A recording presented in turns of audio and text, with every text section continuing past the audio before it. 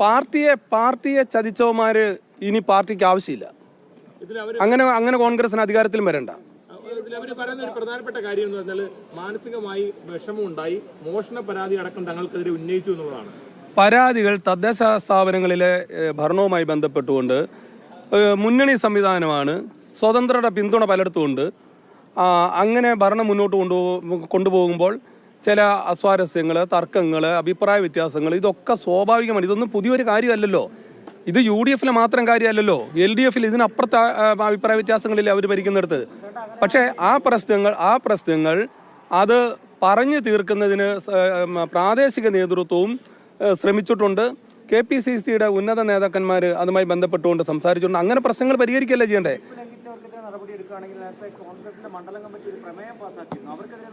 കോൺഗ്രസ് മണ്ഡലം കമ്മിറ്റിക്ക് അഭിപ്രായം പറയാനും പ്രമേയം പാസ്സാക്കാനുമുള്ള അവകാശവും ഒക്കെ ഉണ്ട്.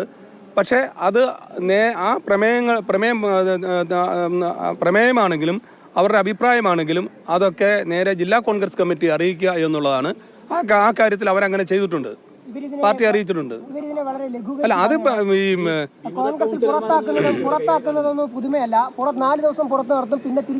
അല്ല, അതിപ്പോ അവർ അനുഭവിക്കുമ്പോൾ പഠിച്ചോളും. കുറച്ചുകൂടെ കഴിഞ്ഞിട്ട് അവരോട് ചോദിച്ചാൽ അവർ പറഞ്ഞു. അല്ല, ചില സാഹചര്യങ്ങളിൽ അവർ UDF-നോടൊപ്പം നിന്നു.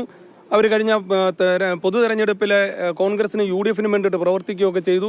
ആ സാഹചര്യങ്ങളിലെ അവരുടെ പേരിലെടുത്ത നടപടികൾ, അവരുടെ ഭർത്താവിൻ്റെ പേരിലെടുത്ത നടപടികളൊക്കെ പിൻവലിച്ചിട്ടുണ്ട്. അതിപ്പോൾ അവർ സ്വതന്ത്രമായിട്ട് നിന്നാണ്. അവർക്ക് അവരല്ല നമ്മുടെ മുന്നിൽ കൈപ്പത്തി ചിഹ്നത്തെ മത്സരിച്ച് ജയിച്ച 4 ആളുകൾ വിപ്പ് ലംഘിച്ച് വോട്ട് ചെയ്തു. അതാണ് നമ്മുടെ മുന്നിലെ പ്രശ്നം.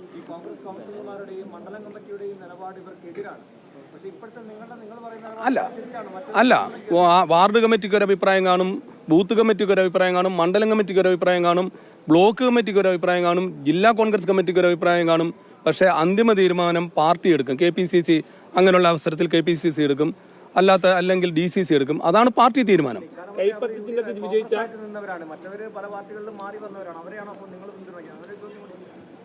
കോൺഗ്രസിന്റെ കൗൺസിലർമാർക്ക് കോൺഗ്രസ് കൊടുത്ത വിപ്പ് ലംഘിച്ചു. അത് മാത്രമേ നമ്മുടെ മുന്നിലുള്ളൂ.